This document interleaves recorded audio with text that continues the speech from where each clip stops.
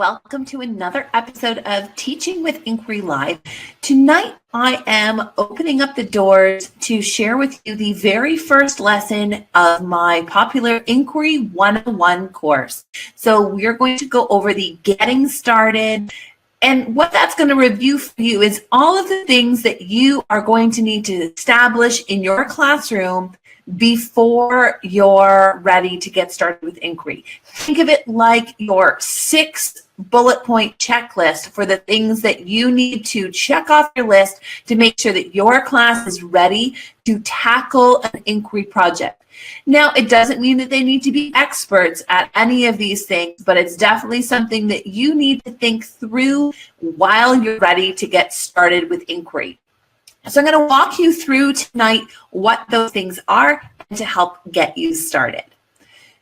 So I'll share our screen here for you.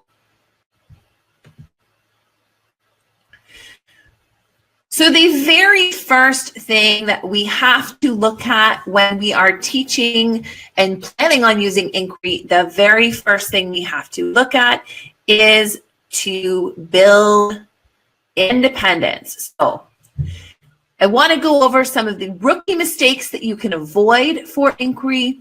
I want to talk about kind of changing your mindset and understanding that inquiry is about student-centered discovery in your classroom. It's not just about that project at the end, and changing your mindset.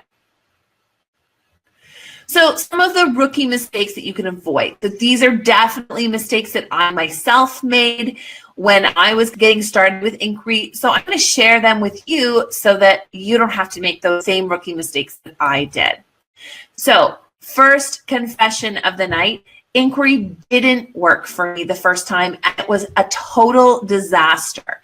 There was a lot of misconceptions that I made about what my students could and could not do. There was a lot of things that I took for granted or just made a lot of assumptions about what they might be able to do. And I gave them way too much, way too soon. And it didn't really work out for me in my favor at all. So I tried it and it didn't work. Why? Like I said, too much too soon. My students didn't yet have those skills.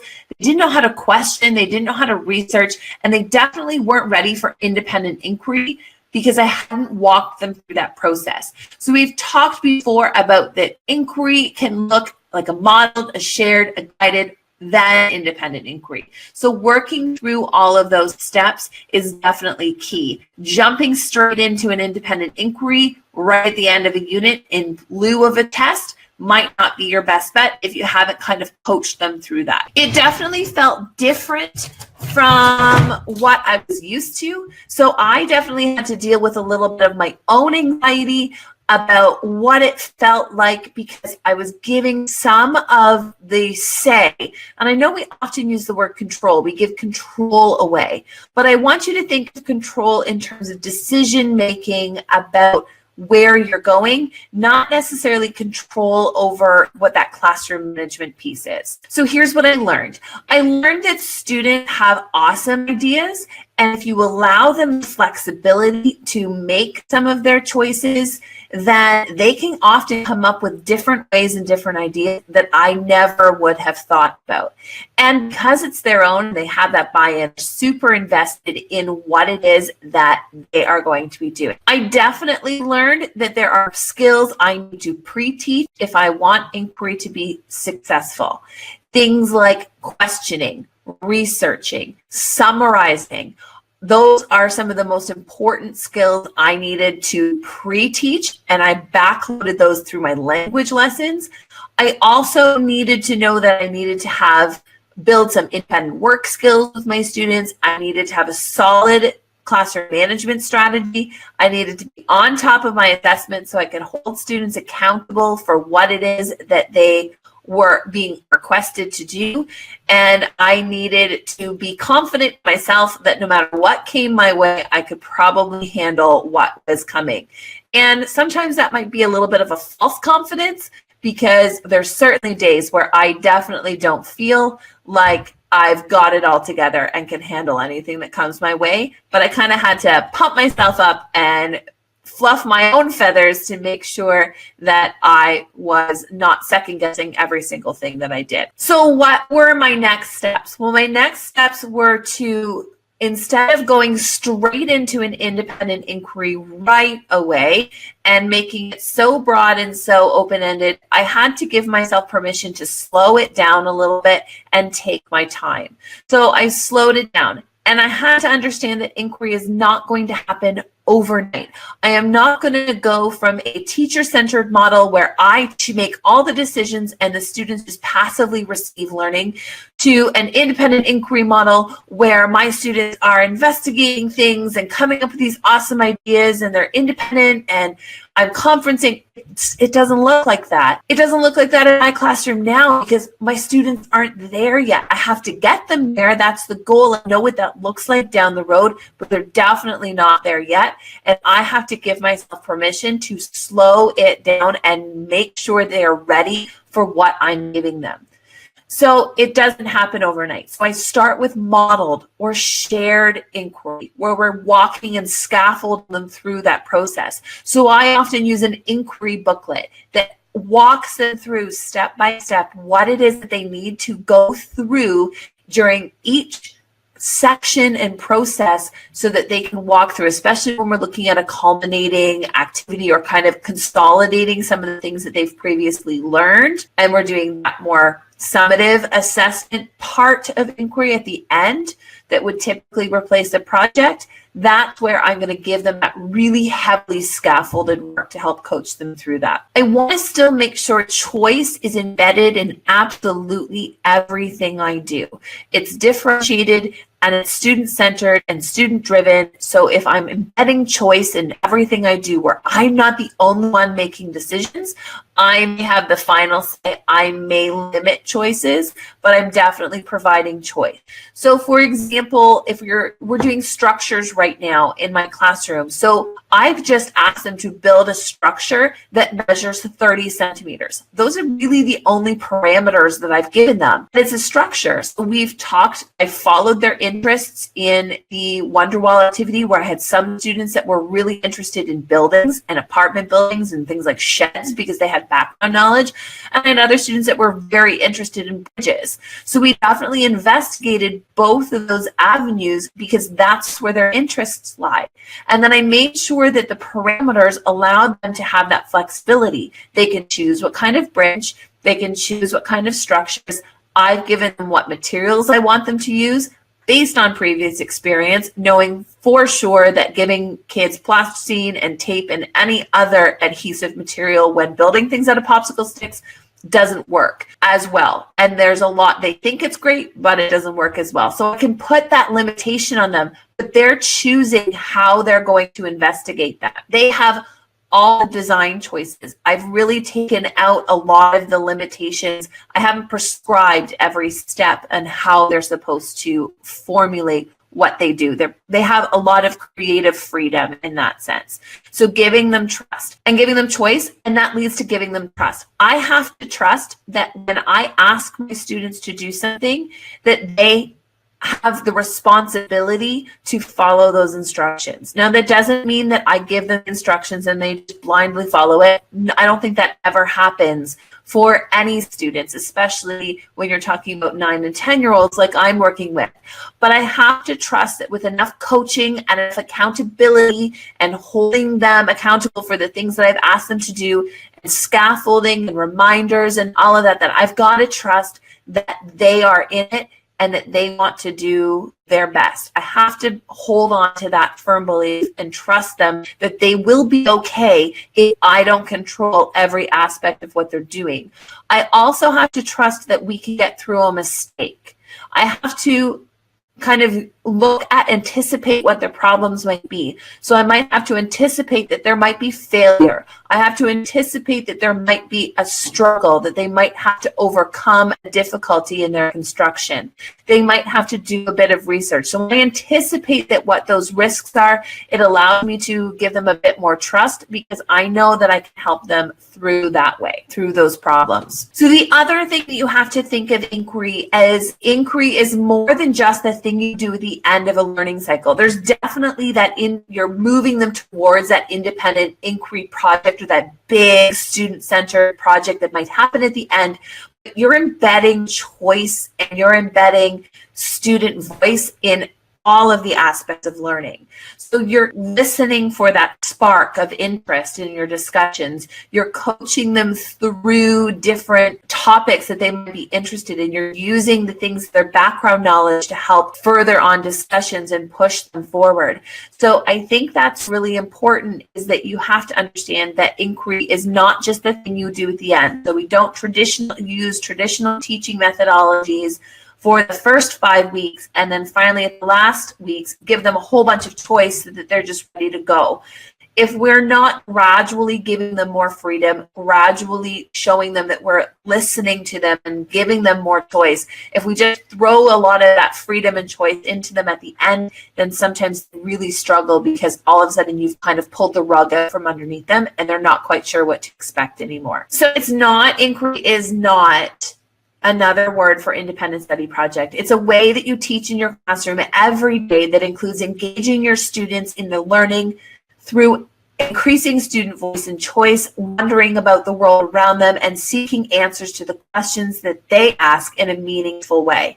It's authentic teaching and learning that increases communication, collaboration, critical thinking, and creativity. And with that definition, you can definitely see, and that definition guides your understanding of what you're doing and how you're doing it throughout the learning process. So if it's an independent study project that you're let's look at what it is and what it isn't. So an independent study project happens at the end of the learning and positions students to learn on their own.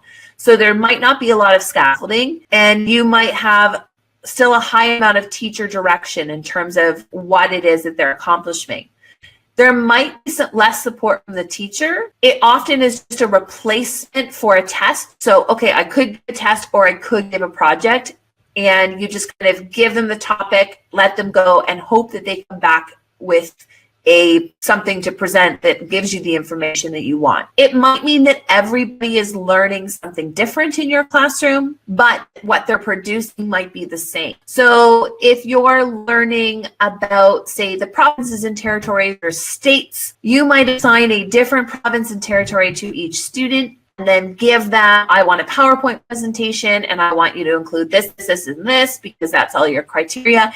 And at the end, every single student produces the exact same thing.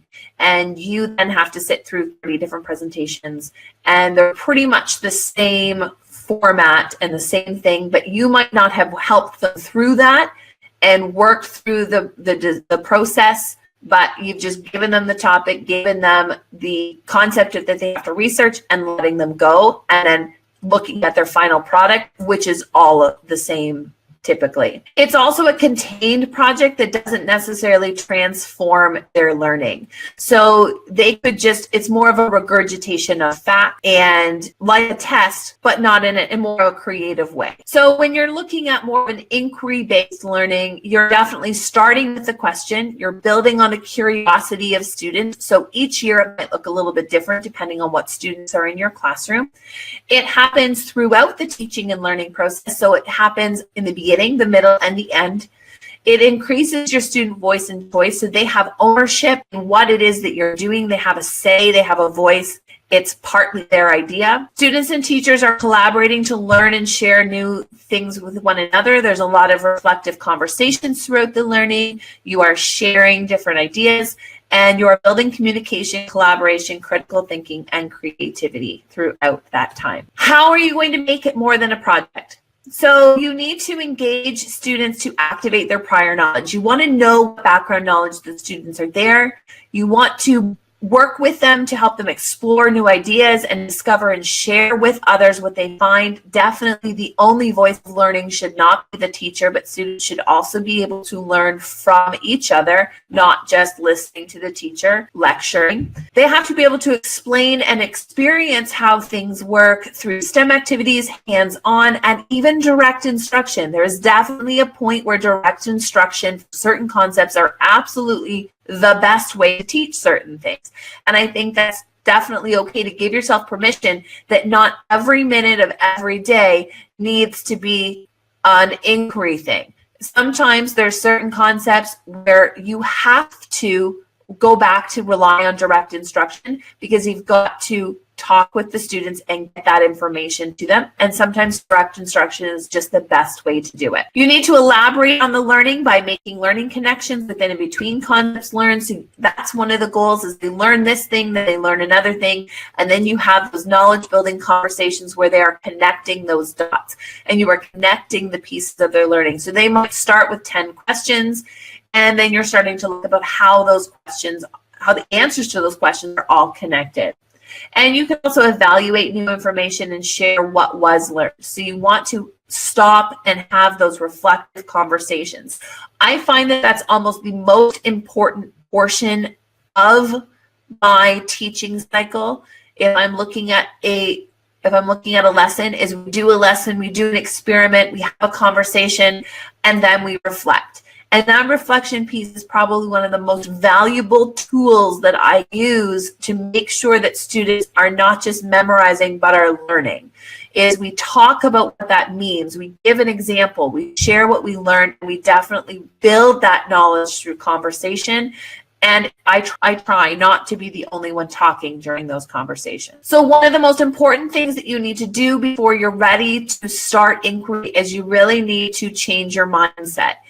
Now, for many of us, if you are in your 30s like me, or perhaps even late 20s, I don't know if you're younger than that, what school was like for you. But for me, it was very teacher directed, very prescribed, and not at all what we are looking at right now in terms of the classroom. But then again, I also learned the Dewey Decimal System when I went to the library and had to search card catalogs in order to find a book. That is simply just not the reality of our students today. So we can't always rely on all of the same things that we did 25 years ago that we experienced as students. We have to look at who's in our classroom and what world and environment they're living in and how do we respond to that. Well, using inquiry and 21st century fluencies and the 6 C's and all of those other things that we're being told to use, they're all a lot of the same thing, and they all are embedded into inquiry-based learning. So you have to change your mindset as to why it is that we're teaching this way. So it should look different. We've got computers and iPads. I've got a computer in my pocket most moments. I have a computer in my watch many of the times. So we really have to change the idea that we as teachers are not the holders of all of the information, and we have to understand, we have to put ourselves in the position that we don't know everything, and that's okay because there's so much information out there. It's impossible for us to know everything about everything. Students live in a world where when they don't know how to do something, they can simply go on YouTube and there's probably going to be a video that shows them how to do that. They can fix things, repair things, learn how to do things, teach themselves different concepts. I mean, don't we wish that sometimes they would be more proactive about that and learn a little bit more? So because of that, they need the autonomy in class. They need to have more autonomy in class. We need to understand that they need to have a say and a purpose. There needs to be a reason they're learning something, not just because we've told them they have to, because they could simply just go and learn it on their own. We need to give them a reason. We need to have that hook and that engagement piece. And we need to put more emphasis on critical thinking skills and the ability to apply their knowledge and understanding to new contexts and do something with their knowledge, not just learn something and forget it a week later. So some of the statements that I use myself is I can let go and I can give my students voice and choice. I can trust that I am a great teacher who can try something new. I can definitely do it, even if I fail. I believe my students are smart and capable of taking on this challenge. I know that I can teach support my students in being successful, and I am open to new ideas. I mean, maybe not tell yourself these on a bad day where you've had a rough day. Don't tell yourself this at the end of the school day. Tell yourself this in the morning after you've had your coffee. You are ready to go. You're ready to say, I can do this.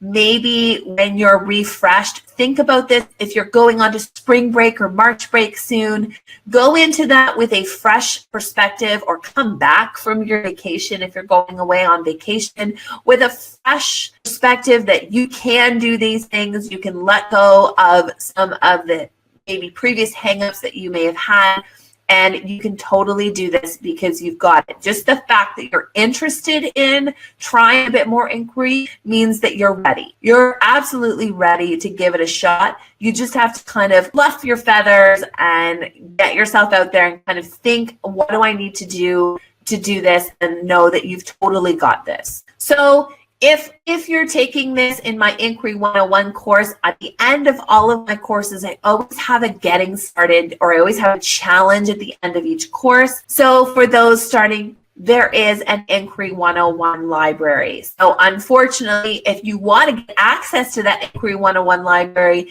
that has all of the handouts that go along with this lesson and with all of the other lessons that are at the beginning, then you can sign up for the course on www.madlylearning.com, and it's right there, right underneath my logo, where it says Inquiry 101. And you can see by the slide that's up here that there are 6 lessons that are included into the Inquiry 101. You've just gone through the Getting Started, which will help to change your mindset and get you ready to start inquiry. And then you'll go through how to build independence, how to differentiate instruction, how to put together a Wonderwall activity, how to build knowledge with your students, how to manage your classroom, and a big one, how to use assessment and evaluation. So I walk you through all 6 of those different concepts of how you can get started with inquiry in your classroom, and it's all for free, just because you show up and watch this and are so supportive of all of the things I'm doing over here at Madly Learning. I put this together for you to help get you started. So I really appreciate all of the time that you spend with me on Monday nights. And I'd love for you to go through this program and let me know what you think when you're done. So thank you very much for joining me. I hope that you enjoyed the Inquiry 101 program. And again, you can access that by going to www.madlylearning.com. Now, this will also be turned into our weekly podcast and YouTube show. And if you want any information about the Teaching with Inquiry live show that happens every Monday at 9 o'clock, you can go to the show's website at www.teachingwithinquiry.com and link to previous episodes, along with a free library of all of the upgrades that you get through watching the show. They're all there, ready for you and waiting. Have a great week. I hope you have a lot of time, and good luck if you are just getting started with inquiry. And I hope tonight's video helped you. Have a great night. I will see you next week. Bye-bye.